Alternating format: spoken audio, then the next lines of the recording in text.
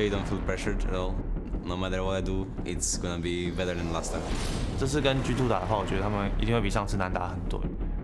It's our time to redeem ourselves. It's our time to show the world that we can be up there with the very best. Lần này em muốn đối đầu nhất là TSM, em muốn trả mối thù vào tuần trước để thua họ 2-3. They're going to be looking for revenge, and we're going to be looking for redemption. 已经很多年没有代表中国出去参加比赛了，感觉挺有压力的吧，因为是代表一个赛区来打的。 아주 세계 1위 팀이기 때문에 꼭 이겨봤으면 좋겠습니다.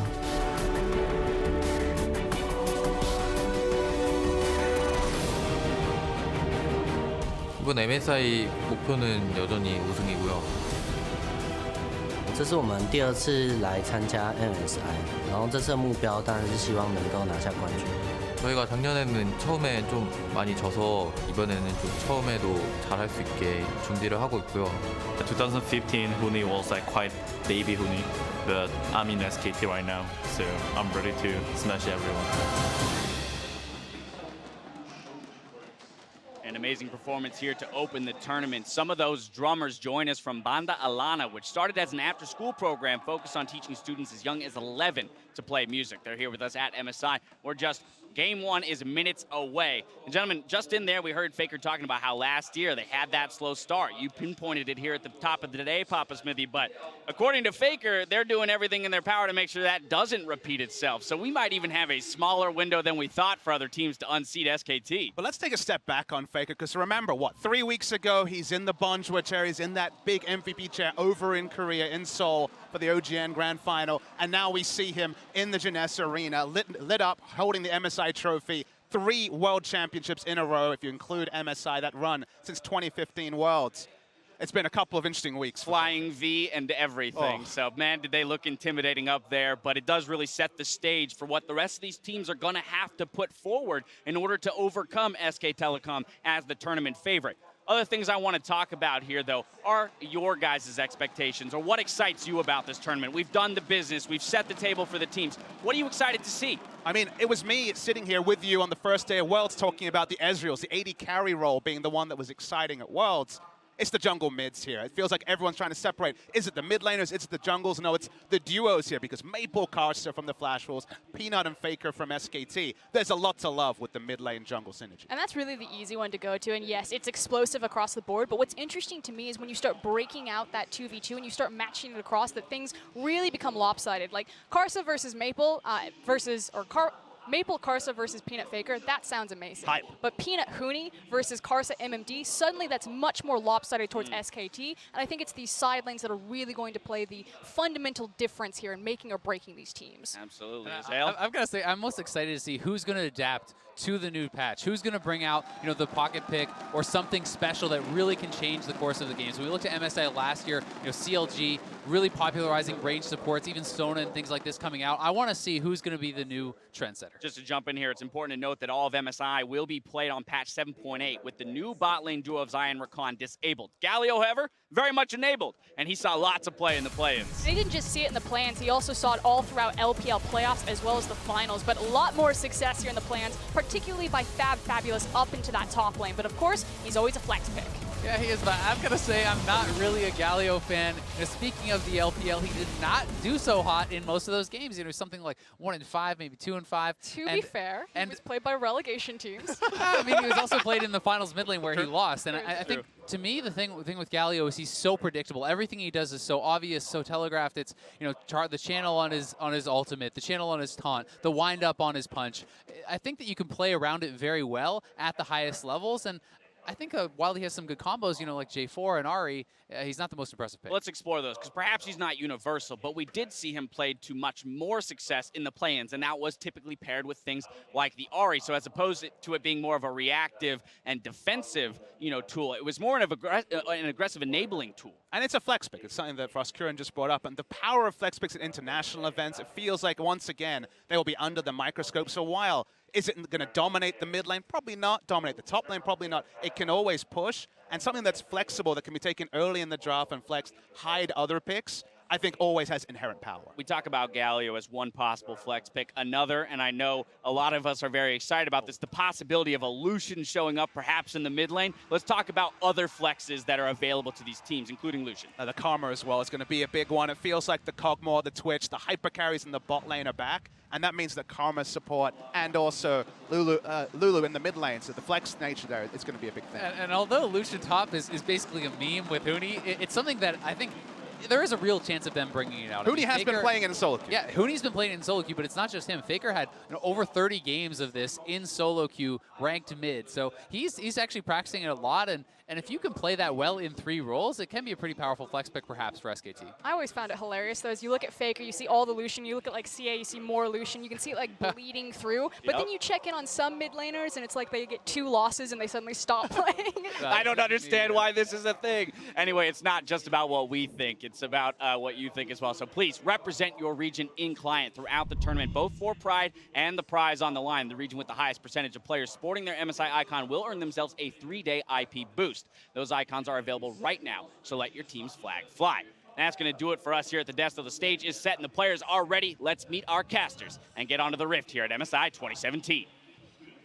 Thank you very much, Dash. Hello, everybody. I'm Trevor Quickshot Henry, joined by Martin DeFisciolunga and Joshua Jat-Marisman.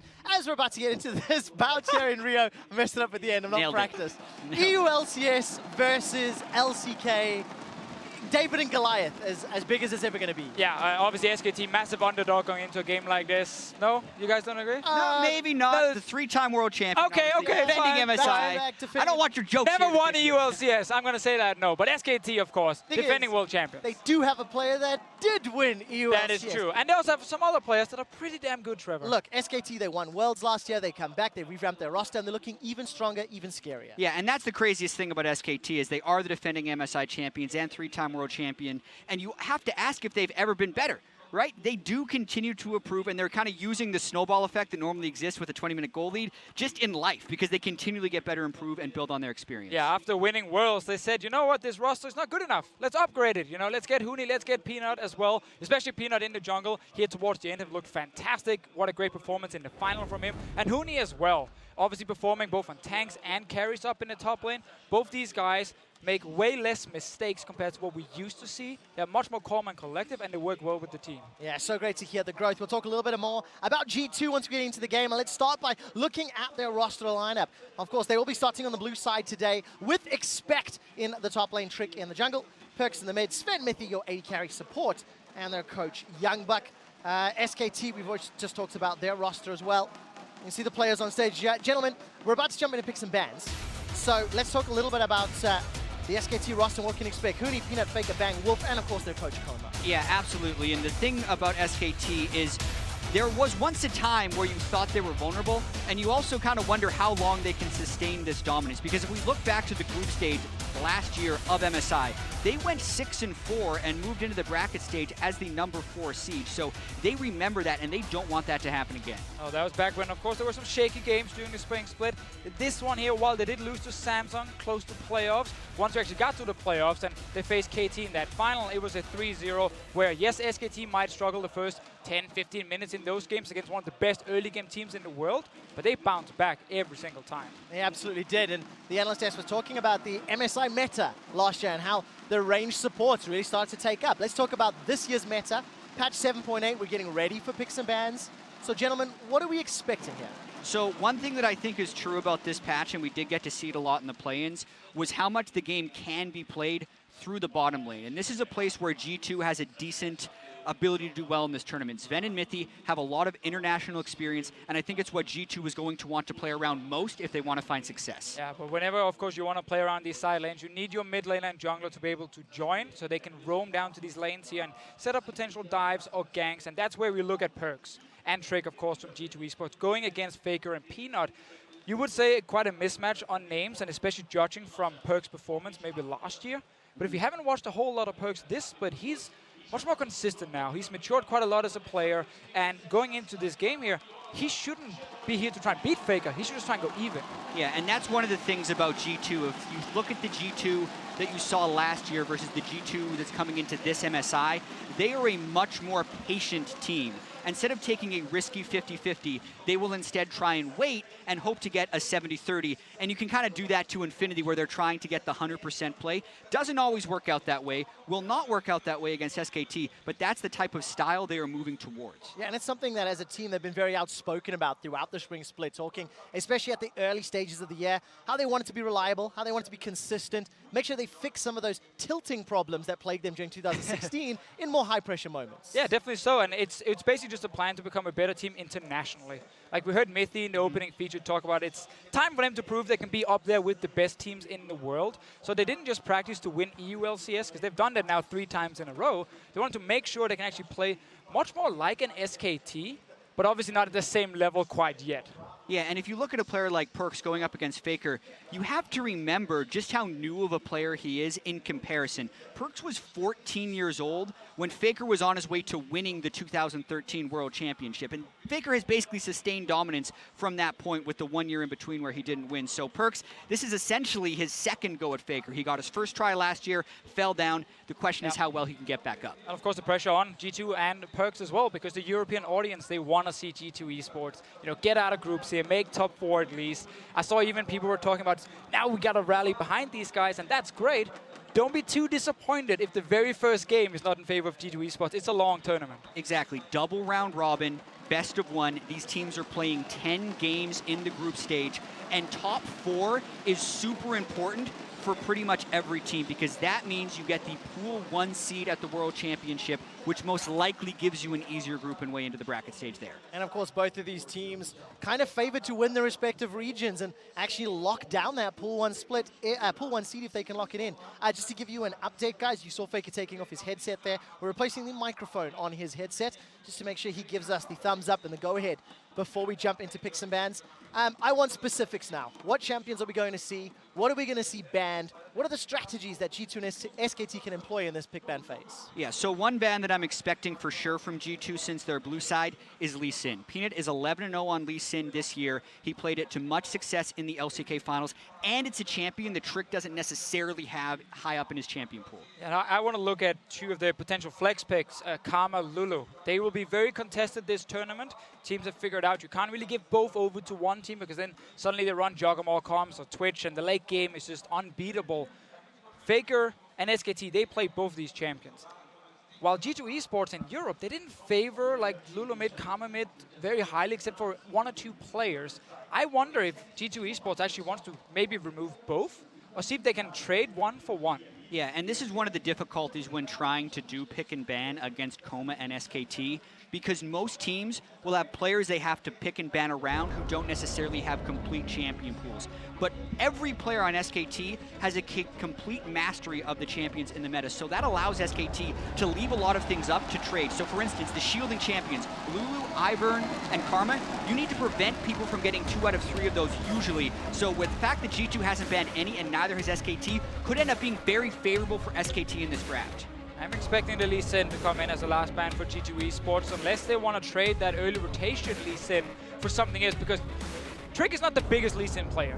Yeah, well, here's the thing. We also wonder how much SKT has trained Ivern. It's not a champion Peanut has played it all during the regular season. Trick was one of the first junglers to bring it out in the European LCS in the early adopting phase, and that could be a good pick into Lee Sin if they decide to go that route. I mean, Ivern was barely used in LCK at all by any teams.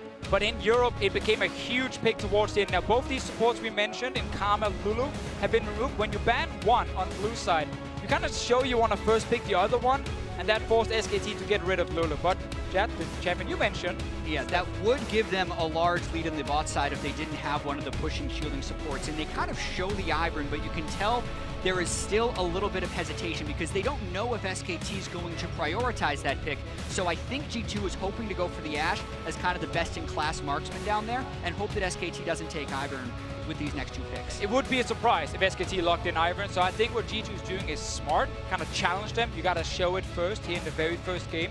Ashe as well, quick touch on her. Safe is laning AD carry right now. You can pick her against absolutely anything down in the bottom lane. And Wolf and Bang is a dual lane you really need to respect because they've been playing so well this split. And I think this is really good from G2. Challenge was issued by G2 regarding Ivern, and SKT have locked in Graves. So going to allow that Ivern through on the G2 side. Yeah, I do think this is interesting because Graves and Lee Sin I feel like are Peanut's two best junglers. I think his Lee Sin is better, but Graves would be a better pick into Ivern. So I'm really curious to see where G2 responds with this.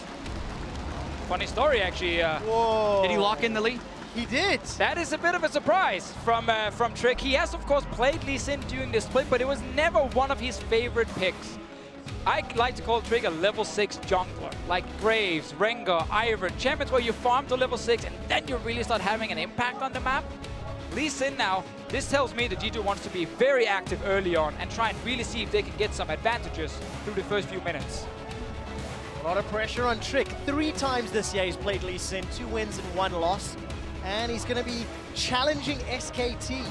Let's take a look. Phase 2 bans. Both bottom lanes have been locked in and junglers, so solo lane is left, and immediately the Fiora taken away. Just to talk about Fiora very quickly here, Expect is a guy that didn't get to show a whole lot at Worlds last year on the international stage, but now after another split, he's honestly improved quite a lot, and the team trusts him on carries. They put him on carries up in the top lane. SKT obviously been scouting that, and they're actually respecting Expect here.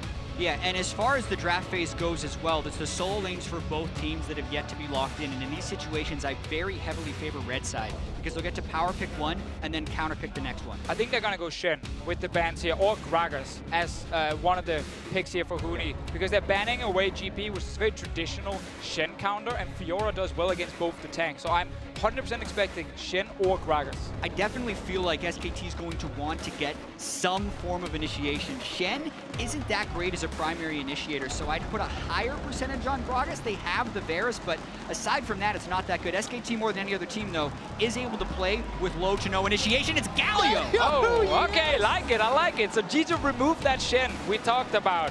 And then suddenly SKT just pivot and say, you know what? We now want to play Galio. Would Faker play that in the mid lane, or is this definitely Huni in the top lane? It is a flex. This is something the analyst desk was talking about as well.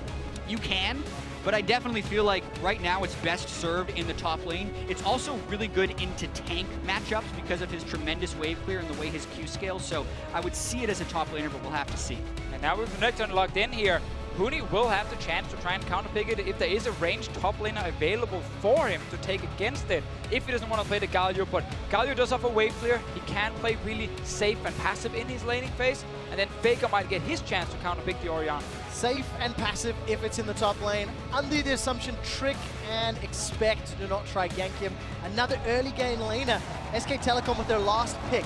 Will it be the Syndra? I mean, Syndra has been the highest presence mid laner on this patch. Presence means percentage of games picked or banned.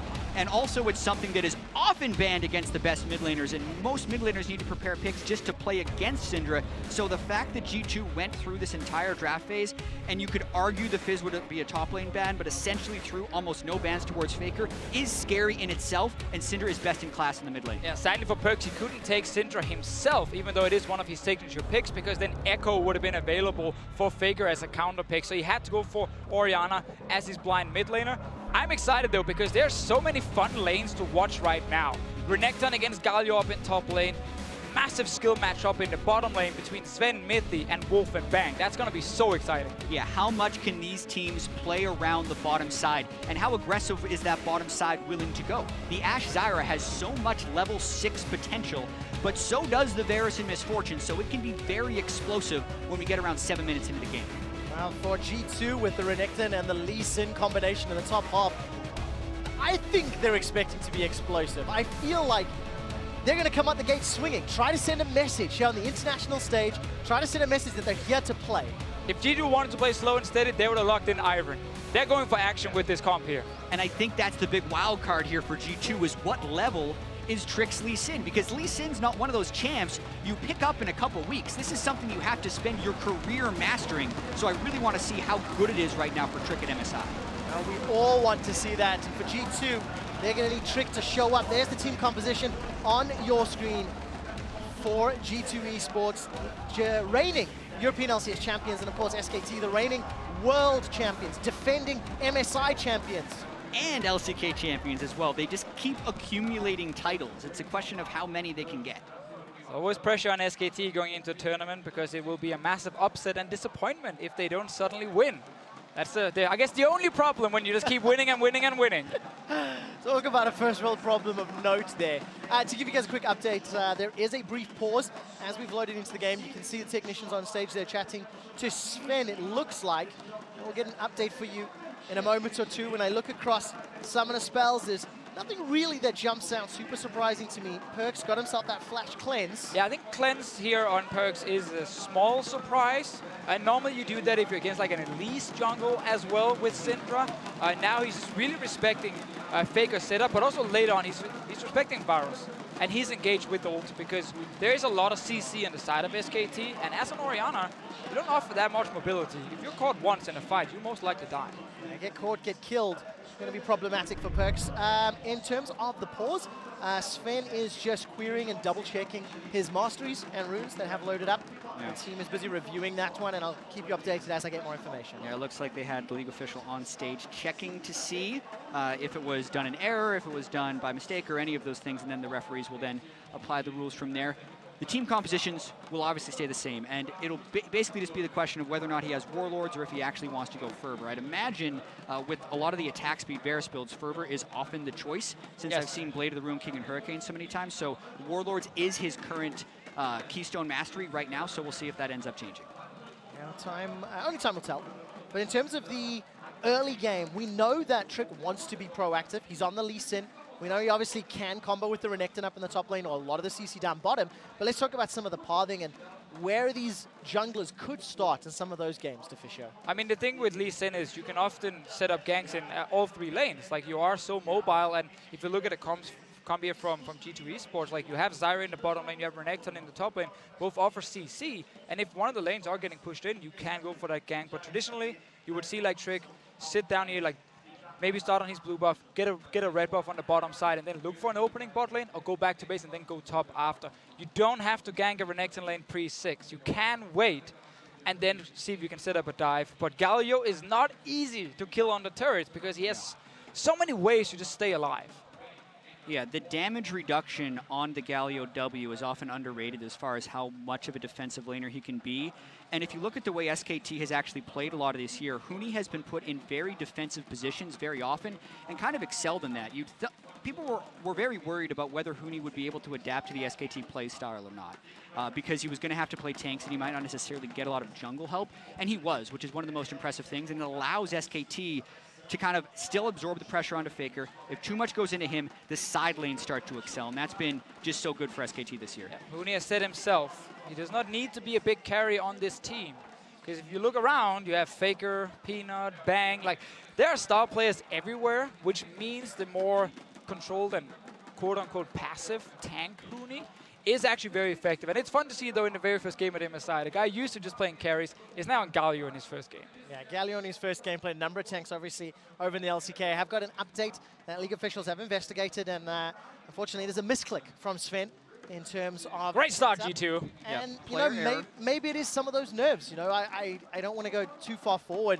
Sven, who's one of the rocks for G2 eSports, arguably one of the best players, if not the best player in Europe, has been for a long time. Yeah. Far and away the best ADC, and now he's going to be starting at a slight disadvantage, both in-game and maybe even psychologically. Sven was 1 point away from winning MVP in the EULCS regular season.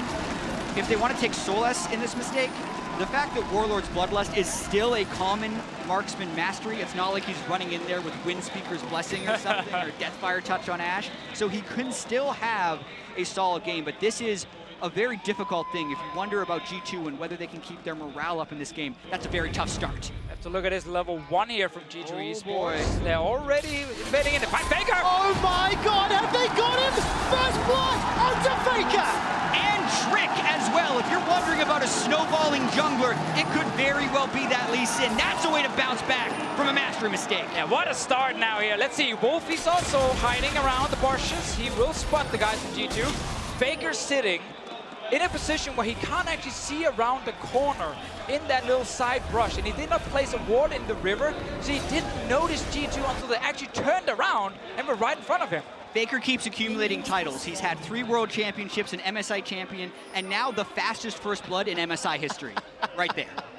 That is a legendary player. Legendary player. Jet, I'm so excited to hear you say stats like that, because I was shot down for some of my exciting You stats. about dragons! ULCS finals. We'll get to talk about them. And yes, there's a replay of the vision. He sees right there, Mythic just in front of him, and then suddenly you can't really get out. It's a really perplexing play for me from Faker there. Normally the mid laner pushes up the mid lane so people can't sneak into that brush. So Faker, as the mid laner, knew he had no vision in the mid lane, yet was still waiting in that brush. Normally if someone's gonna wait in that brush, you need someone in the mid lane. So that is just a misplay by SKT and Faker. Down the bottom lane here, we get MF against Zyra. This is funny enough a lane we saw all the time around the end of Worlds and start of the spring split as well. Then we received some nerfs, especially to Zyra. They were pretty impactful in the laning phase, but now returning once again. It is very much a skill matchup. And it's funny because Wolf has been one of the best performing members on SKT this split, but his partner as well has been doing so well. Yeah, thinking about the way SKT plays, Bang actually has the best stats of anyone on the team. His damage percentage is so much higher above the norm than it is in the mid or the top lane. His CS differentials are the same, so oftentimes Faker demands so much attention. And in the past, Bang and Wolf were just this bottom lane that you could throw a lot at and they'd be resilient. Yet this year, they're doing a lot more aggressive, proactive plays and taking over games in their own right. They're going to have to bounce back from a small deficit this time around, chat. Trick is not yet backed to spend that first blood gold. Gonna do looks to be a good first clear in this bottom quadrant of the jungle. Wants to go towards the top side here once he actually comes back from base. Look for a potential gank as well. Now what you have to remember is when you have Renekton, you're going to be pushing the lane. And that always opens up for your jungler to also invade the enemy top side jungle. So obviously with now Lee Sin ending on that side of the map, near the Renekton, might set up a play for G2 eSports. But Peanut, well, he's saying, fine, I'm just going to take the bottom side instead. Yeah, and he's already hard farmed so well. He's incredibly experienced up, and with the bot side being empty, he has a good chance of trying to flank around the bottom side if he wanted to. Yeah, he knows Lee Sin will be top now by putting that ward on the Crux, the camp that we actually see taking the least of these jungle camps, because if you have done that full clear on the bottom side, Raptor, Red, Crux, then, well, you have no reason to be on the bottom side. So he's calling now, watch out, Huni, top side is where Lee Sin will be. And you have to now, of course, play a little bit, you know, scared, or at least respectful.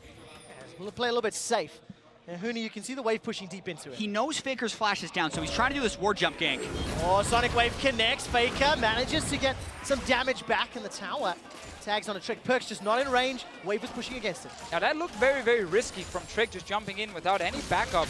But he's just poking down Faker, trying to force him back to base early to give the advantage to Perks. Lee Sin can still go back in his jungle, get some HP back. Bot lane trading as well. Oh, a lot of damage going down onto Bang and Wolf. Mithy actually aggressively walking through everything Wolf was throwing down. And as it stands, even Steven CS-wise. Faker with that first blood, currently down 10 CS. That little gank from Trick as well, helping out in his favor. Yeah, I do think that Peanut attempted to match. He also went to shove the mid lane. Now 4 minutes and 40 seconds. Trick just hit level 4. Peanut making another arrival in the mid lane. And Faker's actually ghosting, but realizes there's nothing there. Not gonna find any opportunity this time around. All right, 5 minutes in. It's about an 800 gold lead here for G2. Trick's just gone back for the second time. Still looking to set up some plays and taking a look through some of the itemization. A couple of control wards on the side of SKT and the Forgotten Chapter there for Perks. Yeah, the Lost Chapter is what Trick did the gank for. They pushed Faker back before he could get there. Faker instead settles for a Doran's Ring and a refillable potion. So that's why Faker's actually doing another recall, because he doesn't want to fall too far behind the item curve. If they have a prolonged laning phase and one guy has the mana regeneration from the Lost Chapter and the other doesn't, Faker would actually lose pressure in that lane. And before the game started, we talked about how mid lane push is so important when you want to play around, especially the bottom side, but also the top side, because you can then roam first with your mid laner. Having that mana regen advantage actually allows Perks to push the mid lane pretty hard here and just constantly try and force Faker to trade mana with him. When Perks then wins out due to Lost Chapter, Perks might be able to roam first. And that can set up a play in the side lane for G2 eSports. I'm talking about that side lane. We've not actually looked at Expect and Huni much this game yet. Small advantage for Expect on the Renekton, somewhat expected, anticipated in the Renekton versus Galio. Shockwave just for some poking here. Good stun in reply. Perks ends up losing the trade despite being a level down. Yeah, that is not a good trade to lose there, because he's so low that when Faker hits level 6, he has a lot of all-in potential, and that's what Faker's threatening with right now. He's only level 5, but if he hits level 6, just goes and tries to flash all. That pressure. Oh, Trick has to flash away. Unleashed Power almost takes him down. Faker winning everything. That last minion refused to die right next to Faker. They actually gave him level 6 and would have forced Perkz to flash before this one here. Faker knew he was going to hit that level 6, so he could just go all in for that trade. Really well played, and suddenly, you know, trading mana against each other, it doesn't matter if you actually get the other guy to go back to base first. Kill threat is greater than mana. Yes, yeah. We prefer killing. Kill threat. Well, killing someone is the greatest CC, I've been told, in League of Legends. And maybe killing Faker for first blood, you know, before a minute and a half was a bad thing. Sent him into a bit of a rage to prove his point on a champion like Syndra, who really can take over the early game if given the opportunities. Yeah, and I really want to see Trick get more involved. It really hurts G2, the fact that he went mid lane at level 5 and had to burn his flash defensively, because even if he's just trying to hit level 6 and wait to make that play, the kick is so much more threatening with flash up. So Trick falling behind the curve after picking up first blood. We just need to see now that G2 eSports are hitting level 6 across the lanes here. Really go for that kill in either top or the bottom lane. Now, Ashe obviously needs a little bit of more experience, but then once you have level 6, when you arrow as an Ashe here, if the enemy bot lane refuses to flash, well then suddenly the jungler shows up and you're going to get another kill, potentially even a tower. That should be an opening. Sven level 6 now, Trick on the bottom side, but he's spotted by these wards here from SKT. Really good deep vision, as we so often see from the Korean team. That's going to allow SKT to even out this early game. Peanut's also making his way down bottom. Yeah, this is all due to the deep vision that Peanut knows there's going to be an arrow on the bottom side. Then Bang will not flash it, and he will actually take the fight instead. All right, Mithy's forced to back away. Very good flash. Gets out of range of the Chain of Corruption. Bang unable to lock anybody down. And here's Trick and Peanut both trying to alleviate the pressure in this lane. Yeah, and another example of how much these teams know the bottom lane matters. Peanut was killing Blue Buff and was about to hand it off to Faker, but knew he needed to get bottom lane for that Ashe level 6 just so he could match that pressure from Trick. So often we would have seen a Renekton lane receive a gank by now, but as we talked about earlier, killing Galio is very, very difficult, and especially on the tower. So G2 were looking for that bottom lane kill, but it's again spotted by Good Vision and Peanut. And also, we're going to take a step back. Trick playing Lee Sin, not one of his most played champions, if at all. Not only is there questions around, you know, how he's going to perform on the champion, but then the team also has to interact with it. Huni tries to land that Justice Punch, but pulls it just a little short, and now expects under tower. Going to do his best to farm it. And we haven't gotten to watch that lane much, but Huni is starting to take control. He was down about 15 CS at 6 minutes, and now has pulled to a CS advantage ever since getting that triple Doran, but they go for the kill on a Bang. Summoner heal's already used, Exhaust comes down, Bang flashes out of the Stranglethorns. Now Wolf is being forced back, the volley tags him out. Sven's gonna get another flash, and that's 4 summoners for only 1. One of the reasons we have this Ashe Syra lane hit level 6 and then suddenly that kill pressure. We talked about having the jungler before, obviously had Trick been here, there would have been 1 or 2 kills for G2 eSports, but they get the summoner spells, which now means if SKT do not swap the lanes around and move the AD carry support away from Sven and Mithy, then G2 eSports have a clear opening with teleport, with a gank, to just get another kill in that bottom lane. Luckily, SKT going to be able to respond with some tools. Huni sitting with teleports as well, going to have that ultimate to jump in and have that heroic entrance, if at all. But of course, those delays mean that it could play into G2's favor if they can get some of that burst damage down between the Lee Sin and the Orianna combos as well. We got 40 seconds on Sven's ulti right now. That is the timer that G2 are playing around. It's a timer SKT is playing around as well, because they know when that ulti is ready, they got to be careful. Exactly, and SKT may have a chance to preempt that. Bang has his ultimate up beforehand. If he can land that onto Mithy, who is flashless, while Peanut or someone else arrives with the gank, it can be a kill on the other side. So still a lot of bot lane focus in this game. And you can see now, if you look at the minimap, Expect is running back to his lane. He's saving teleport despite losing a wave, knowing bottom lane is where we're going to make that play. Faker's down here as well, roaming early. Everyone is just ready for this potential 5-on-5. That's what they're looking forward to. The hawk shot from Sven spotted Faker out. Look at the minimap for the vision. Faker takes the shockwave to the face, and Perkz this time round stays out of range. Yeah, very good poke, but he's got to be careful now. Faker gets the stun. All right, stun connects. Insta cleanse. Perkz has still got the flash though. Manages to move out. Unleashed power comes down, and Perkz flashes away from the collateral damage. Bottom lane here, Trick's been waiting for quite a while here. Wolf is showing himself. Sven can go for the play. Up, you just got to land it. Oh, Mithy's playing bait. Mithy's playing bait. He's been caught by the bullet time. Ash arrow onto bang. It's a fight on two fronts, but Wolf manages to throw out the double up. They've got the kill. G2 with their second of the game, and now they're backing away. Exactly the play we talked about. Send the jungler down now with no summoners from SKT. In the LCK, they so rarely actually swap the lanes around when the dual lane is under pressure. So they walk back into a lane with double CC and no flashes, and they got punished for it. Well, Perks, no summoners, but the stun doesn't connect. And that means Bang and Faker can't get a reply. Faker didn't place a Dark Sphere, but here comes Galio. All right, heroic entrance. Hooney's on the rift. Where is Expect? He's decided not to engage, and he's able to back away. And I feel like SKT is actually overexpending themselves a little bit. Peanut was ganking mid lane as Bang and Wolf went for the bait on a Mythy. That is so rare for SK to do, to try and make an offensive play when they didn't have the Graves there yet. Peanut's still on his way down. That allows Trick to basically solo Wolf. Sven doesn't quite get the last hit, but it's still a positive trade for G2. And Hooney started his teleport right in front of Expect. He got interrupted instantly. His TP is now on cooldown. This allows SKT now, it allows G2 to make another play in the bottom lane. We're waiting 20 seconds on that arrow from Sven. Just return and kill them again. Does it feel like there's a little bit of jitters on the SKT side? Some of these plays may be a little uncharacteristic. Against the kings of Europe, can you blame them? Definitely a little uncharacteristic, even from the level 1 where Faker didn't prep his positioning and ended up getting first blooded, and then trying to make the aggressive play before the jungler was there. And Hooney not spacing his teleport properly and allowing him to get interrupted by Expect. Those are not things you're used to seeing from SKT, and G2 did capitalize, but then you still look at the gold, and you're even.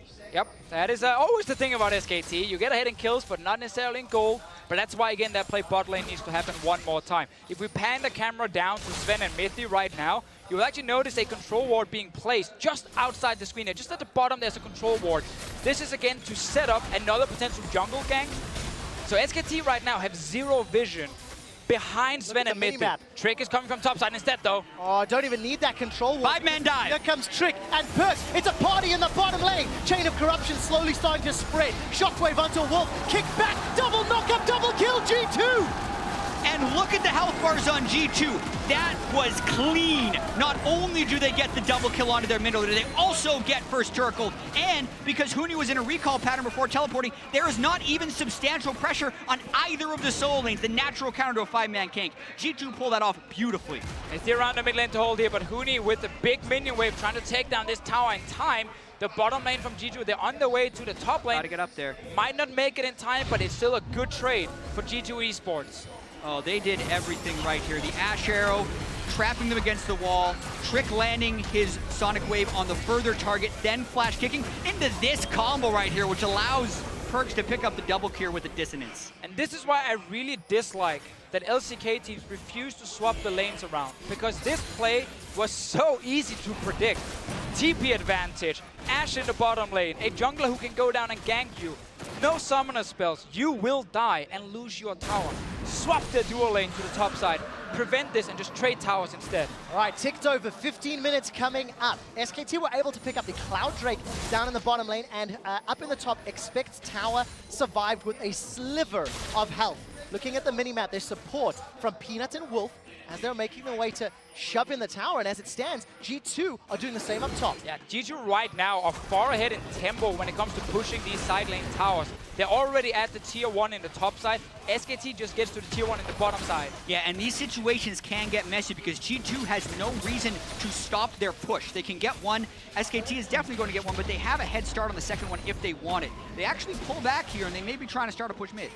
One of the problems if you push all the way for the tier 2 tower as well is then by the time you actually then get to recall, the enemy team has already killed that bot tower. They've already returned out on the map, and you might actually then lose something in return. But right now, Rift Herald is the priority for the somewhat struggling Renekton that didn't win his lane. Yeah, I don't like this because SKT was in the turret trade game, and giving up that inner turret for a Rift Herald, which we'll expect will have for 20 minutes, I don't think is worth it because G2 had enough gold to have item power spikes over SKT, and this actually neutralizes that advantage.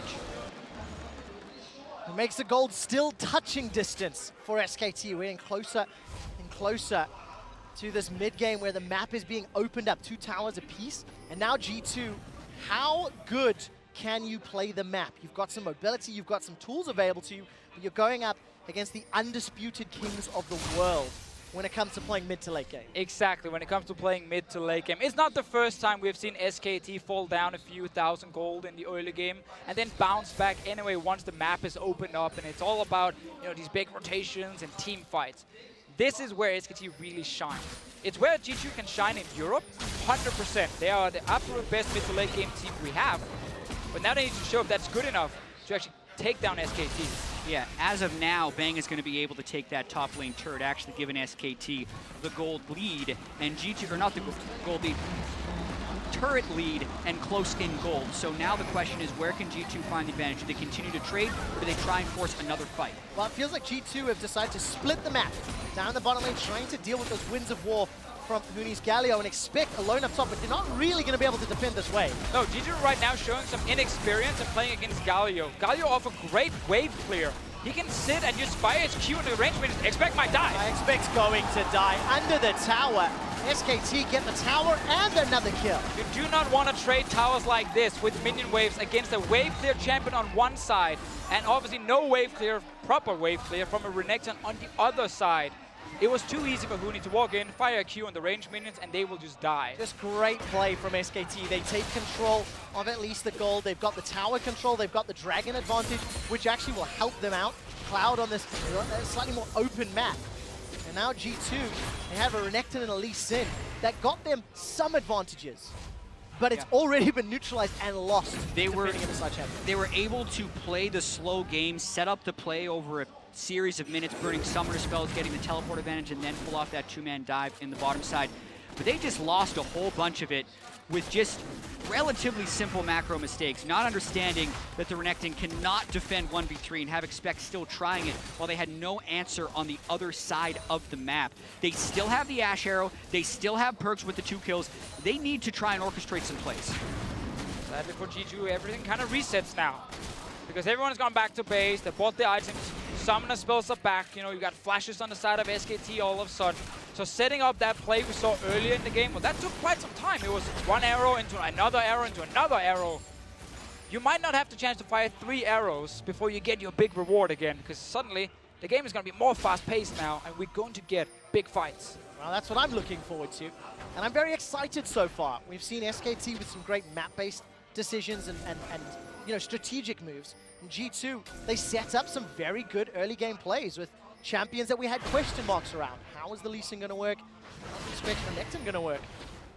They definitely showed up, but now these next 5 to 10 minutes will be the most telling. There's no room for error for G2 with their team composition. Yeah, and you also have to wonder the way they're going to play team fights, and also look at the way SKT is itemizing. Notice the Phantom Dancer on Bang as well as the Ninja Tabi. That's because Expect and Trick are the ones that are going to be trying to dive him. So instead of Hurricane, which most teams use for wave clear on the Varus, he's gone for the Phantom Dancer for the damage reduction in duels, which he'll most likely be in against Expect. So I really like that choice, since the team of SKT doesn't lack in wave clear in any way because of Galio and Sin. Well, Perks definitely does not want to get caught out. I think you find that cleanse prematurely. Bang, not able to lock him down, and some pressure from SKT. They are the ones trying to set up the plays, despite the very short range CC, or you know, shorter range than the Ash Arrow. Well, we get this point in the game where they're kind of just pushing waves to each other, and then you look for that little opening to get maybe 1 kill that can then resolve in a tower or a dragon. So you don't actually get the big openings yet. It's all about getting an advantage in the side lane pushes. Bot lane, you're going to see Sven go down, push out that lane, and then he's going to roam mid and hope to find Bang with an arrow, which can then give a mid tower to G2. And currently, G2 does have the map pressure. They're the ones that have more forward wards into SKT territory, and they have the wave generally on their side of the map. So this is the time where they're going to want to try and get that back, but Perks needs to avoid as much poke as possible. Yeah, G2 needs to win the top side, because they gave that Rift Herald buff to Expect on this Renekton. If he's not able to push in Huni, well then suddenly it's actually all for nothing, and they traded that tier 2 tower for a very, very, very small advantage. They didn't really gain them anything. Huni can always roam towards the mid lane, walk, or use his ulti to join a fight really quickly. And for Huni, itemization has been very simple into the Renekton and the Ashe. He's just gone full armor right now. If a Shockwave is used on him, then he'll be pretty happy as Faker Bang Peanut will be comfy. It's another Cloud Drake that is started off here by SKT. Winds of War comes up by Huni, who's trying to zone away. Remember that Idol of Duran, gigantic AoE taunt. SKT easily secure the second dragon of the game. Sven gets tagged up. There's the Justice Punch into the taunt. Trink is able to jump away. Two-man stun from Faker. And just is trading, waiting for one player to make a misstep. SKT first Whoa. at that Dragon. Wide left. Really wide left on the Ash arrow from Sven right there. Maybe he thought Faker was going to continue to move down, but just a bad skill shot there using the Ash arrow. And also they gave up the position they had acquired earlier in the Drake pit. They kind of allowed SKT to walk in. A lot of that is that Huni is so difficult to kill right now. Perkz doesn't want to waste his cooldowns just to poke down the Galio. Gotta go like a few seconds back before the Dragon even died, and then look at how G2 actually lost the push in every single lane, and then SKT just walked the Dragon first, started it, and when G2 tried to run down and stop them, realized we're actually not in a position to fight at the moment. G2 really wants to try and catch a guy out of position right now, because otherwise you're dealing with that big front line of Huni. Well, SKT there going forward once again, just blowing Perkz up. Comboing the CC together, and that just looks so simple. Perkz did not expect that damage. Guaranteed. No, he still had flash. He would have flashed the collateral damage if he thought it would kill him. He definitely did not expect Peanut to just take him down with that ulti, but he died. We'll be able to defend how SKT moving straight towards the Baron area. Oh, it's just such beautiful play from SKT. They've got themselves a 2,000 gold lead. They've got both dragons, and now they're threatening Baron. Expect has got teleports available, but it is a 4-on-5 at best. Yeah, Hawkshot comes through, though, gives them a little bit of information. No one is necessarily stopping Trick from getting here, which means SKT wants to use this as a bait. SKT could have gone for that top lane tower here. You see the minions near the inhib turret of G2 eSports, but they started the Baron, maybe to try and hope that G2 would rush in to try and stop them and then get engaged on. But G2 actually played that really well. They just slowed down and said, you're actually not going to kill that. You're just going to take a lot of damage. Very difficult to do a 22-minute Baron, especially with this team comp of SKT that doesn't have any necessary Baron shredders like a Cassiopeia, Kalista, or Vayne. So good job by G2 to just patiently wait it out, push the top lane, Hawkshot in, and kind of dare SKT to stay on Baron, because if SKT would have stayed on Baron, they would have been so low that G2 actually could have won that 4v5. The play from before here where Perkz does not expect the damage. Peanut goes against him, we get even the Galio ulti coming in, and then at this point Perkz can just flash away. Yeah, it looked like Wolf got the Thunderlord's proc from his Make It Rain, which was just enough right before the collateral damage hits, so Perkz, unlucky. It's been a good game so far though, I feel, from Perkz. Like, he's actually been under a lot of pressure in the mid lane. There's a lot of roams towards him. Barely got caught up by any of them. 2 kills on Orianna, 2 items now. I like the fact he didn't go for Abyssal Scepter, but just went for the MR boots. You don't want Abyssal when you're the only magic damage dealer. That really counts, because obviously this Zyra here will take a while before you want to buffer up your damage as well. Well, yeah, talking about 2 items, both Luden's Echo and Morellonomicon for the respective mid laners. Black Cleaver, Cowl, Tiamat for expecting the top lane. It's the Frozen Fist from Huni. And of course, Hurricane versus Phantom Dancer, as you guys have already spoken about. Do you want to slightly change the point from before there, because Mithy is actually building AP on Zyra. We've seen a lot of redemption rushes, but he's going AP, so obviously his damage will be very relevant, but still not enough for Perkz to go Abyssal Scepter over other very key items for him. Yeah, redemptionless game. Wolf moving towards a Black Cleaver as well, but there's another chance. Dodged by Faker. Faker's left again. Sidestep, he's got the Ghost down, trying to dodge around. SKT using Baron as a very big bait. G2 don't have an answer just yet, and Huni down in the bottom lane, he's going to shove that wave out. G2 does not have any wards around Baron, so they're actually not really baiting G2 into anything, because there is enough ways to get vision down for G2 and not lose it again.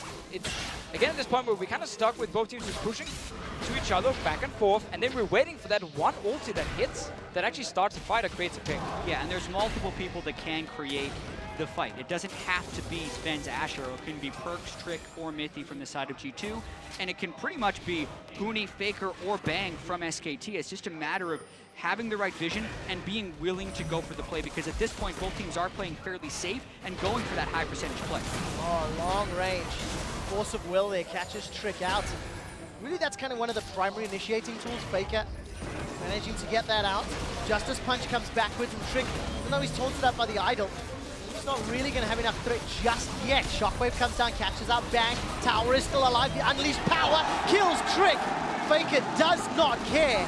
Now SKT wait for the next minion wave, or maybe they're peeling towards River. Well, Siege is just so strong for SKT with MF, Varus, Graves, and Syndra, and G2 with this Renekton just not able to win this side lane. So they're forced to just sit and try and defend against all the pokes. All right, Sven gets caught out by the taunt. Mithy's going to be the target though on the back end. Mooney continues to focus down the members of G2. Bullet's time is going to shred G2 as much as it can, but Expect manages to survive. It's a 1-for-2 trade. At the end of the day, SKT maintain pressure, extend their lead, and they are the ones dictating the map. Yeah, SKT is setting up shop in that mid lane and making plays happen. What was interesting there, though, is SKT was on a different beat than Faker. Huni flashed over the Raptor pit, I believe, to get that taunt, but Faker was pushing top lane. So if you're wondering why that fight didn't just slide all the way over to SKT's favor, it's because they didn't actually have as much damage follow-up as you would think. We're going to go back all the way to the start of this one. Yeah, Huni able to move first from the bottom lane, where Expect still trying to kill the minions, meaning now SKT with 5 members mid can go for a play even under the tower. Great setup, easy kill onto Trick, and now it should have been just 1 kill for SKT, but yeah, this is Huni going in. He just punched and then flash ultimate. But if you notice, the rest of SKT still need to get minions to the turret. Huni ends up dying in an extended 1-for-1 trade just based off of Huni's flash. We said earlier, obviously Huni cannot make less of these mistakes now they're playing for SKT under Kuma, but it will still happen from time to time. We have seen it in the LCK a few times here and there. Happen now. Overall though, SKT with the Siege comp. They're also winning the side lane with this Galio pick that's been doing really well. It actually means that G2 needs to find a TP location for Expect so he can join the fight. If they're not able to get him into a fight with a proper TP flank, his value in this game will just keep going down and down and down compared to the Galio. It's one of the oldest stories in competitive League of Legends, Renekton in the late game. We're 28 minutes in, we're starting to get to that point, and SKT, despite some of the little mishaps in the early stages of the game, it hasn't really made a difference. G2, their Ash arrows haven't found the right targets, and their wave pressure hasn't resulted in objectives. Yeah, G2 does not have a ward on this dragon here. If they had a ward on dragon, they could actually gone to Baron and started it to force a fight where Peanut would have been late. But they didn't actually see him take it down until now, and then it's obviously a little bit too late. Yeah, and I do feel like G2's Drake control has been mostly non-existent, and that does consistently hurt them. Can they get an Ash arrow? Oh. Well, you can't catch the strut. Yeah, Sven has had some poor aim on some Ash arrows, but SKT has also always been very good at dodging initiations and skill shots, and that is amplified when you have stuff like the Misfortune who has Make It Rate and the double Cloud Drakes, which gives them all that move speed when out of combat. All right, a little bit of a fight up in the top lane. Sven's going to try chase down with that Ranger's focus. Huni may not be able to survive. Uses the ultimate to escape. It's a heroic exit. Huni gets out. But we got to see some of the damage here from Sven and of course Expect against him. Now meaning they're forcing him back to base, and once again, G2 around this Baron here, they have control wards on the Baron itself, and they're trying to look for that one pick with the Ash arrow. Another member who can do it is Trix Lee Sin. Early game action, check. Mid to late game engages with flashy kicks. No, not yet. And we want to see that as well because they have actually the setup near Baron. Oh man, but they were also hitting the ward as they started Baron, which gave momentary reveal to the killer right there, so SKT easily able to move in. Yeah, that was miscommunication. Trick thought they would just kill the ward and back out, while the rest of G2 were probably calling to actually start the Baron. So just a little bit of a mixed call there from G2 eSports. Now forces them back and allows SKT to take these control wards down.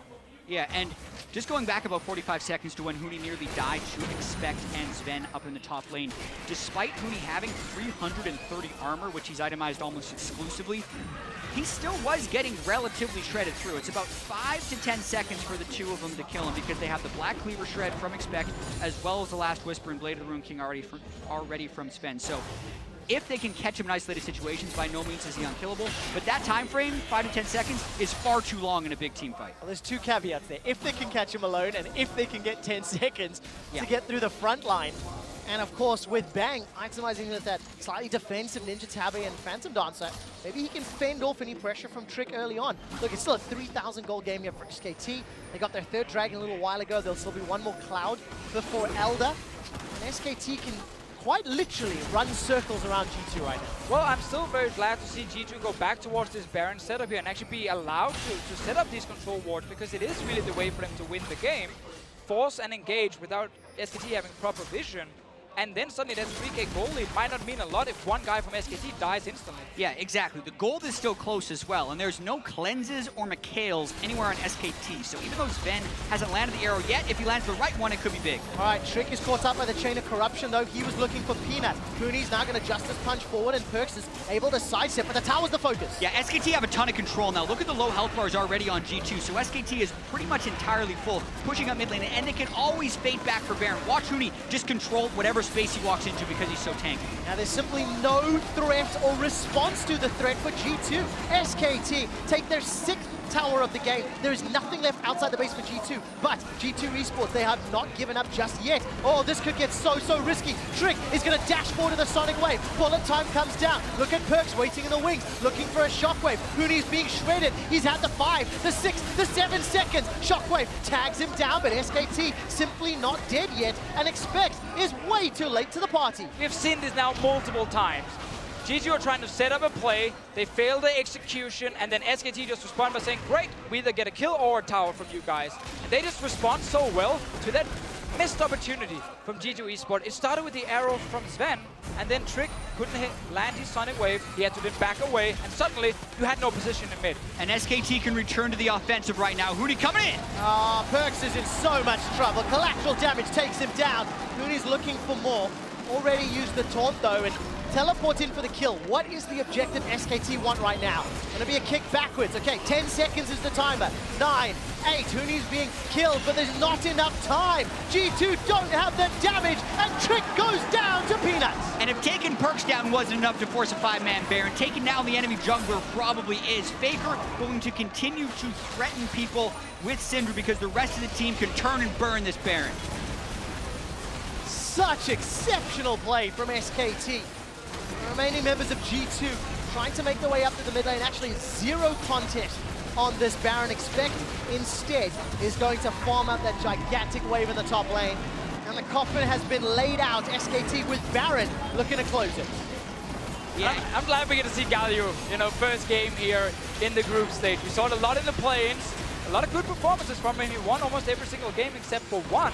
And Hooney in this game here, he survived the laning phase against Expect. He's been able to actually push the side lane consistently. And then he's just roamed to mid lane every single time and tried to look for some of these picks here with his taunt.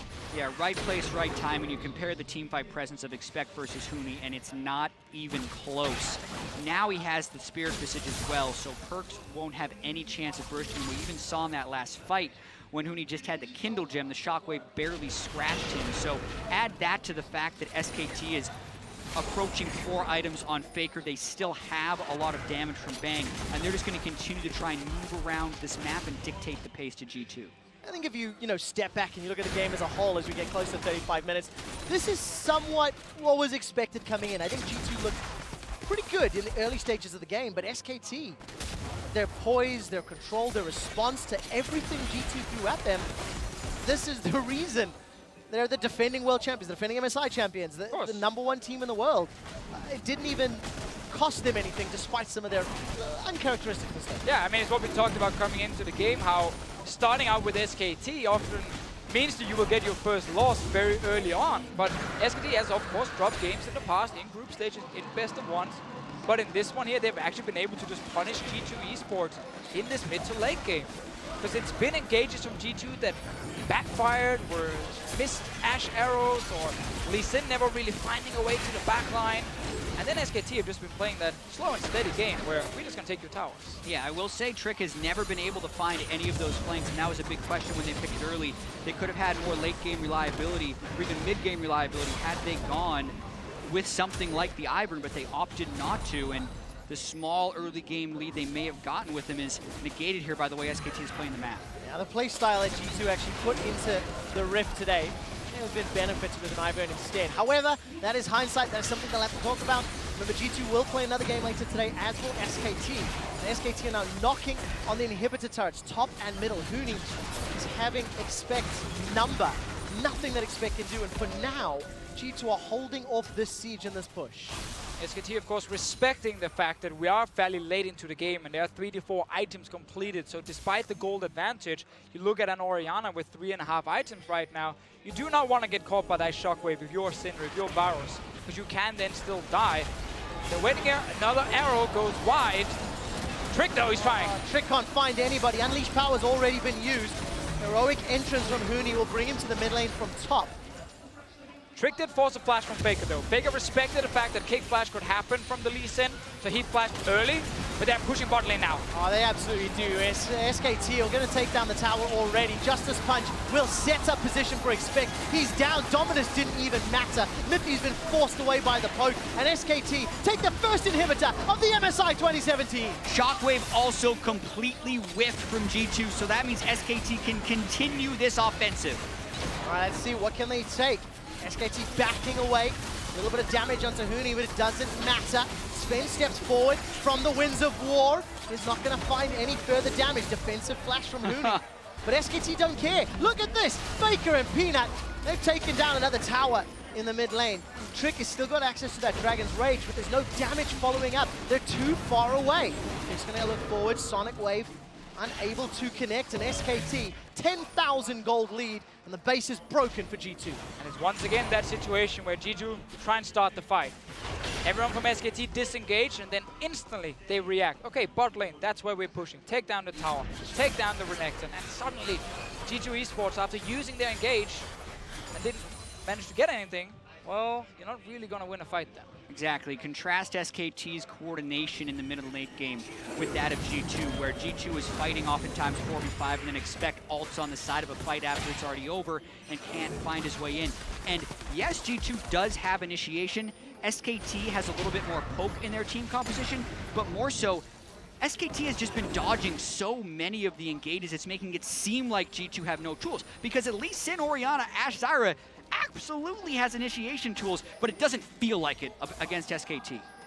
Yeah, every single arrow that's been fired by Sven has been questionable at best over the last 20 minutes. And also, you know, just to remind you, Sven, of course, loading up with the wrong keystone.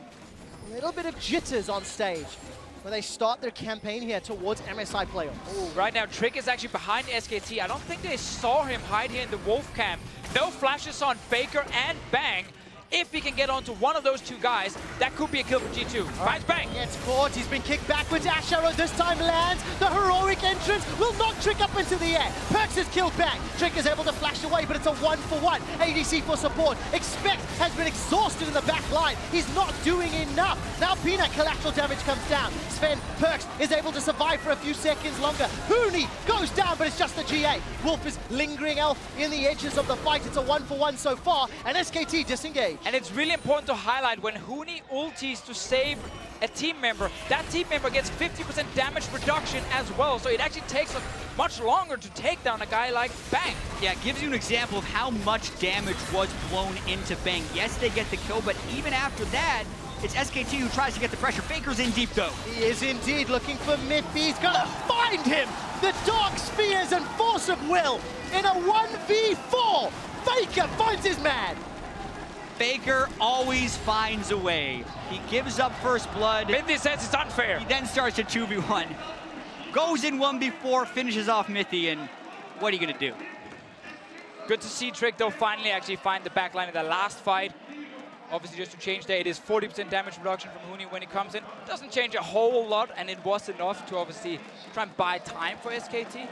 1-for-1 fight, in the end 2-for-1 with Faker's play.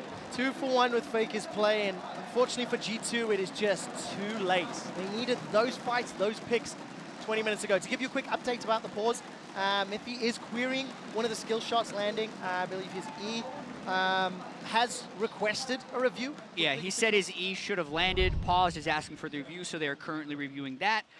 I would think we're going to get a replay. We can try and make a judgment on that as well. He also died, so I wonder if he was dead in the Edens. I didn't see it super clearly, but that's obviously what they're reviewing right now. We'll keep a close eye on that and keep you updated. 40 minutes into the game, G2 finally make this combination work. Took them long enough. It did. But I think you have to step back and look at this. G2 also making a statement this game, right? Huni with the Galio, maybe a little surprising, but the Lee Sin for Trick, he's had some good plays. The early game setup was clean. And for G2, they're okay at the start although they were expected to lose. Heavy underdogs this match. Yeah, I mean, holding on for now and trying to go even in these late game fights is obviously a good thing from G2. Problem is they're just always losing a little bit more. Like whenever they trade 1 for 1, it's also an inhib for SKT, or maybe that's a kill follow-up. Let's see the fight from before. Yeah, we're going to get to see. So what we're paused for is watch Mithy's E. Should it have hit Faker? No. That seemed Looked like Faker just sidestepped it. Definitely seemed like the stun was over. Yep. Faker got to move again. And of course, the E from Mithy seemed to hit where Faker was actually stunned before. I also think I saw Faker just throw down his Ghost as well.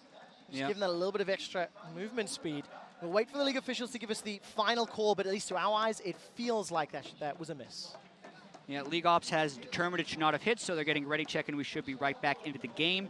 I think one of the bigger stories for SKT this game, though, is, yes, we had some missteps from Faker early. We had the SKT bottom lane going a little over-aggressive at times, but I thought Peanut and Huni have been completely on point. Huni has commanded so much presence, and Peanut has been the one sneaking in those kills at the back end, not to mention heavily out-pressured and out-farmed Trick throughout this game. Oh, yes. Been a big difference in the top lane. I actually think G2 are a little bit surprised at what Galio brings to the table. Not saying they don't understand what the champion is doing, but we saw moments where they would try and like trade tower pushes, and then Galio would just wave clear it. They probably didn't respect that part. The damage reduction Galio's ulti brings when they try and create a pick. Like, it's been very difficult for G2 to deal with this Galio pick here, and that's kind of what we hoped in a way, because then if Galio can make his way into like the ST of the top laners and we get to see him almost every game, that would be very exciting. And if it's not the ST of every game and it ends up getting banned, what are you losing in exchange for that, right? How does the game change around Galio that has kind of, I don't want to say surprised us, because Galio has been seeing more and more play. Loading back into the game just to give you stock. 40 minutes in, SKT have responded to everything G2 have thrown at them and simply outplayed Europe's #1 squad. This is the engage we get from Trick, where he was hiding behind SKT. Ulti comes in for Huni, so Bang stays alive for a little longer. They will get the kill and end up trading 1 for 1. Yeah, and after the 1 for 1, then it is still just a bit of a team fight, right? Trick is dead, but Sven, as well as Perks, do get pushed out of the fight by Peanut for a little bit of it. Huni then taking the full 10 seconds pretty much for his Guardian Angel go down. The fight ends up resetting. Let's see, we're back now.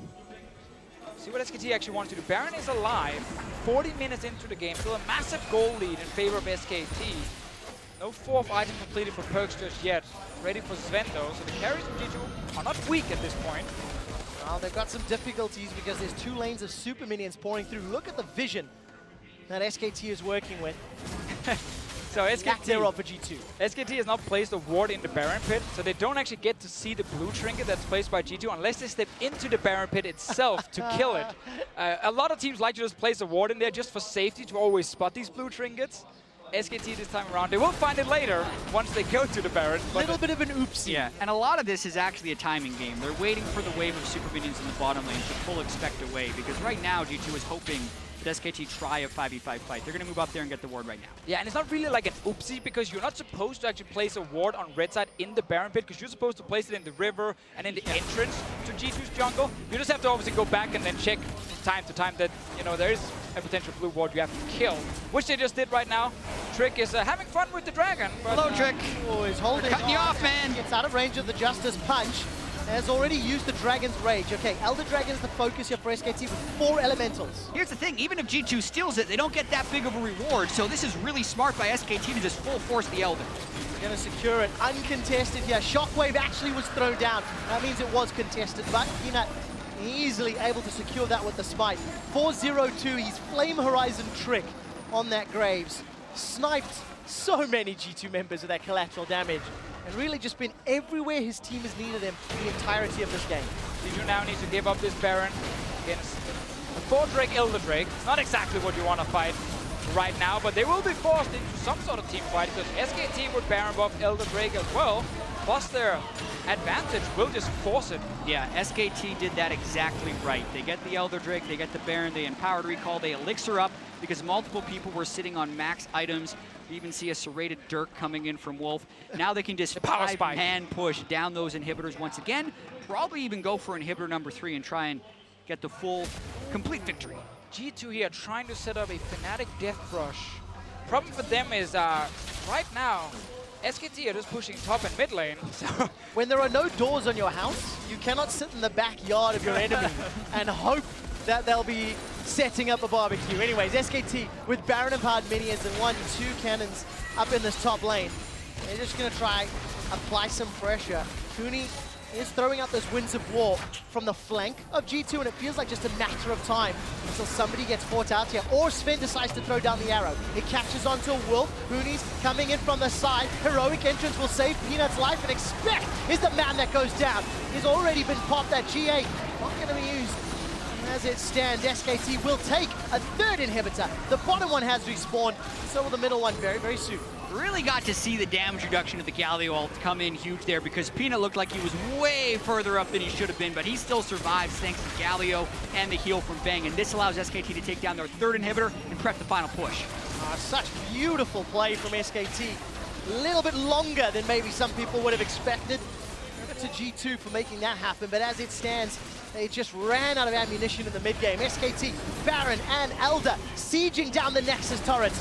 Trick's gonna look forward. He finds a kick onto Bang, but the roof misses once again. Mythic can't lock him down, so Bang survives. Nexus turret number 1 is down. Trick's trying to buy time. The Nexus is the focus, and SK Telecom start their campaign for MSI 2017. mid to late game, SKT managed to punish G2 eSports whenever there were a failed engage, a missed skill shot. So often did we see it in this game from G2 eSports, and every single time SKT took a kill, a dragon, or a tower. And so many times, SKT was able to find the right fight, in part because they never let the opponent do the same. They are so good at dodging any initiation G2 is trying to throw at them. After there was that 5-man dive from G2 in the bottom turret in the early game, that was pretty much it as far as proactive plays that G2 could make, and the rest of the game was all SKT. And that is an exciting time for an SKT fan. And we need to see who's going to compete with them, right? SKT traditionally a little bit slow out of the gates. Made a few mistakes today, but really not that bad in the grand scheme of things. And what was a lot of pressure. Yeah, I mean, it's your first game right now of the tournament for SKT. It's fine if it's a little bit shaky here and there. It's the standard, honestly, Paul. If they get the win, that's the important part. A big yawn from Wolf. Like, oh, here we are again. I guess that was 44 minutes. That was longer than we expected. Their average game time was much lower this year, but you can tell SKT knows they're in for the long haul. Peanut attending his first MSI as Huni, the happier of the team with the win. Yeah, of course, Huni played MSI 2 years ago, lost to SKT. Now he's playing for SKT, taking down this sort of debut famous region. Yes, played in LCK prior to EU, but it was really with Fnatic where Huni began to win the hearts of the West, and now he's crushing them. Yeah. Means a lot for him, because that's the thing about Huni, was on the practice squads of Samsung and SKT. Never got to play that first game in the LCK before he actually came to Europe and made a name for himself. But yeah, I like the Galio a lot. I like his performance on it. I like Peanut in the jungle as well in this game here. Fun to see it wasn't about, Bang, who we talked so much about earlier in this game here. Faker, of course, did Faker things. Yeah, Bang actually played this game very defensively, even with Sven coming in without fervor on Ashe. They were the ones heavily attacked. It was kind of the old school Bang & Wolf for use that just absorbed the pressure and allowed the rest of the team. And there was so much pressure to absorb. G2 made it very clear which lane they were prioritizing and focusing. So SKT, they start with the win. G2 do not. G2 will be playing Flash Wolves a little later today. Yep. I don't think they walk away with their heads too far down. They were the expected underdogs in this one, and they put up a little bit of a fight. Yeah, I think they had to run into a lot of adversity early on in this game, right? Taking the wrong mastery on Sven. They did jump out to an early lead. This is the type of game you'd almost want to have if you weren't going to win. They had advantages. They know they can build off them, and they have actionable things that they can clean up, right? So Expect needs to play a little bit better with the team, and they need to find better initiations. It's not a bad thing to face SKT as your very first game, because it is your first game on stage. If you lose, well, you play against SKT, so it would probably been a loss anyway. Flash Wolves, though, is also tough, and that's the thing. G2 eSports probably the toughest opening schedule, and they are a team with a lot of pressure on them, and I can see, when you're potentially 0-2, it can get difficult. I want to talk a little bit more about this Galio pick, because in all of our prep coming in, yes, we talked a little bit about Galio, but to expect it that early in the draft, to expect it that early in the tournament, let me rephrase that, and then see how well Huni plays it. Does that send big alarm signals to everybody else? Like, hey, if you haven't practiced this or prepared it, you've made a mistake? Huni usually prepares a pick for MSI. Last year was Cassiopeia. This year, 2 years ago. 2 years ago, it's Cassiopeia. Maybe this year it's Galio, and what else? He can play most anything. What's impressive here is he did the most damage in the game with the top lane tank Galio. So yeah, a lot of that's going to be going into Renekton. Yeah, but sure. He was just poking a bunch in team fights, and it was Huni just moving around. Every time he's absorbing damage, he's turning some of that back around. Yeah. So very impressive game by Huni. We have to remember, we saw Galio in the LPL where he wasn't able for playoffs. And in the play-ins last In the week. play-ins as well, we saw him as well. So people knew that he was a strong pick. But when talking to a lot of the top laners, very mixed opinions. Some were like, nah, I don't really like him at all. He's not a main engaged, not really my kind of style. Others were like, no, actually, this guy's really strong. His landing phase is good. He can push lanes. And then when he joins fights, you can see the impact. We might see more and more people, as the tournament progresses, kind of turn towards the, okay, Galio is actually very strong. Let's all start playing him. Because this was a very good first performance. Well, we're going to find out. That was game 1 of MSI Groups in the books. And after the SKT win to start the group stage, let's meet up with Shox on stage, who's standing by with a very familiar face in the top lane. Thank you very much. Indeed, a very familiar face, and I'm very happy to be speaking to Huni once again, and congratulations. First up on this victory, and this is your first international tournament in a long time. There are so many expectations on you and on SKT, so how important was it to win that first game? Yeah, my last international tournament was the 2015 when I was in Fnatic. It was, yeah, really long time ago, and for now, 2017 with SKT, this is my first time in International League tournament. So it was really very important that Huni is really good top laner. I had to prove for just, from the first game with SKT. But I showed really well, so thanks for a lot. You can be happy. That was a very good first game. Talk to me about Galio, because it was quite a slow start for you guys. How did you use Galio? What was the role of you on Galio to get back in the game?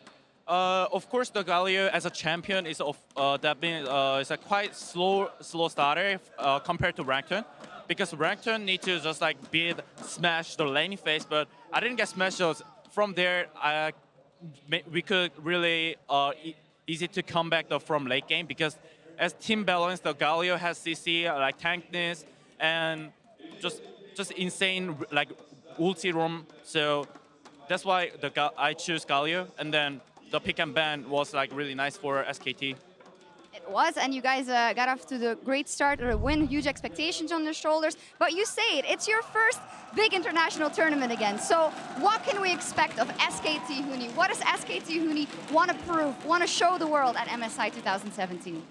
For sure, SKT is the best team in the world in League of Legends history, and also Huni is the best top laner in the world for 2017 with SKT. That's what I want to prove that for 2017. And of course, MSI, we're gonna win. I'm ready to smash everyone, as you guys see in teaser. And even worse, looking towards, I just want to win everything. Fantastic. You've become even more confident than when I talked to you 2 years ago. Huni, final question before we go. Talk to me about being in the middle of that stage in the beginning, all the light shining on you as the defending champion then for SKT. What was that like?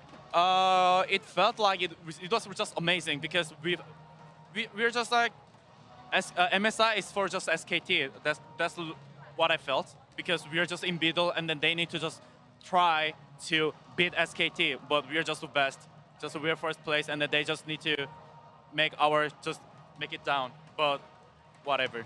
Wow, very strong words, and that's how we love hearing from you. Also, congratulations, and thank you for doing this. Congratulations, Huni, with very, very confident words to start everything off. So back over to you guys. Thank you, Shox. I'm sad to say that I don't get to see Huni's smiling face in the NALCS studios every week, but it's nice to see him here and performing at such a high level. He said it right there. They're the best. Everyone else has to try and beat them, and that really does kind of feel like the theme of the tournament coming in. G2 takes their best swing at it here in game 1. They missed the mark. Just to be clear, though, this is not Huni acting for the cameras. I see this guy around the OGN studios every week. He is the same behind the camera as he is in front of it. He's a very confident guy, and when you're on SKT, it's easy to be confident. Absolutely. Let's dive into it. Let's talk about Champion Select. Beginning of the day, we talked about the Galio. I know you're not entirely sold on the pick, Azale. How'd you feel about it here? This time shown with 3 ADCs and the Syndra in the mid lane. I think it made a lot of sense in this draft. So when I saw Fiora and GP banned out, I think those are two picks that are very strong against the Galio. Fiora, it's ridiculously easy to parry the punch every single time. You're going to outscale. GP similarly can very easily farm and kind of outscale. So I think when I saw that, and the fact that they're running a lot of dive on G2, this is kind of like the counter engage. You have a powerful sieging comp, you have pushing lanes, and you have this champion which is supposed to answer the Lee Sin and the Ashe kind of diving in and taking out your backline. Absolutely, but all that said, G2 got off to a pretty good start. Let's look at the fact that they got 4 early kills picked up across the map in a way that shows they recognize their win conditions and where they can get kills. And here's the thing, like there's so much pressure in all of these lanes. You take a look at the top lane, you can see that Galio's got Renekton shoved in. You look at the bot lane, it was Bang and Wolf that were playing for before they were punished by this arrow. This was pretty much the only play that they could make is to throw it. Now, this seems random, but I actually love this from Perkz. He knows that they can only play off of the arrow, punishing those summoner spells that they burned before. So he throws the ultimate at Faker to draw Peanut and to hold Faker in that lane. So they make sure that they get the 3v2 initially in the bottom lane. That sets this up later on. And it's poetry in motion on this turret dive. This is what we saw so often in the start of the season, was drawing in the tank from the top lane, making the turret dive. That part was great, but you come back to the draft, as you said, 380 carries, and Galio, who just chills next to the turret, throws out Q, wave clears very safely.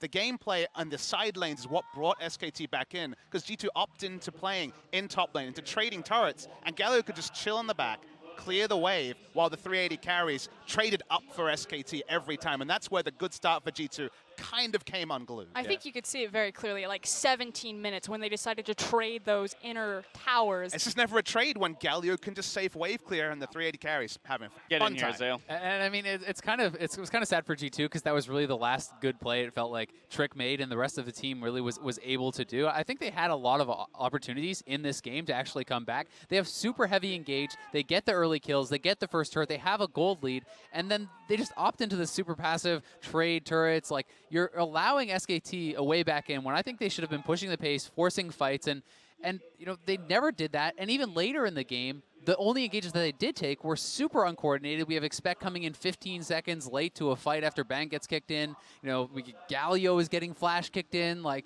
it just felt like they didn't really know what to do. And to your point, we fast forward to that 31-minute mark sometime into the game after a fair amount of inaction, and we see now when G2 goes for those plays, they've given SKT too much time to scale up and react. And it's also that siege comp really coming online that Azale was talking about before. So the cooldown comes out, they don't get anything off of the Ashe arrow, and now G2's composition is pretty much on the back foot. They don't have any of those engage options. They can't do anything. And now this up-tempo siege comp just gets to walk down all these towers. This is 380 carries, Misfortune, Graves, and Varus. But the value of Galio is so huge. You could see just clogging the choke. They couldn't walk in. That's why the second turret came down. And you have to look at G2 and go, okay, Ashe, Lee Sin as a ball carrier, Orianna there as well. It's all about engage, so why they in the mid game opted into trading turrets, and then it felt like Trick after missing a couple of Qs, after missing some opportunities, he wouldn't pull the trigger, and all the initiation really counted for nothing. That's 0 kills on like a 2.5K gold swing just off of that play. Well, and I mean, even hitting that arrow, what are you going to do after hitting the arrow? Where's the rest of the team? Perkz is not in position, Expect is not in position. You have a couple people that are out on the map essentially by themselves without vision of the rest of SKT, and they're going for engages that even if you make it happen, it doesn't work. It's like the kicking on Galio, like I referenced earlier, in some of these plays, it just did not seem like G2 was ever in the right place at the right time. And I think a lot of the credit does have to go to SKT for controlling the side waves and putting them in these awkward positions. But still, it was just not really clean initiations. I 100% agree with that, but I just think that yes, it turned into that late game, but G2 had the right idea. It was almost just like too little too late. Like they were 10 minutes too late on that right idea. They needed those arrows to connect much earlier when the gold deficit wasn't as large. And perhaps maybe some jitters kind of showing, as was mentioned, the misclick on the mastery, the pause coming later because of that missed Zyra E. That kind of can sometimes indicate that the team themselves is reaching for things and not fully confident in what their win conditions are going through that mid to late game. Either way, one Nexus has been smashed, but there's plenty more to come. Next up here at MSI 2017, it's the LPL's Team WE versus the LMS's Flash Wolves. Stay with us.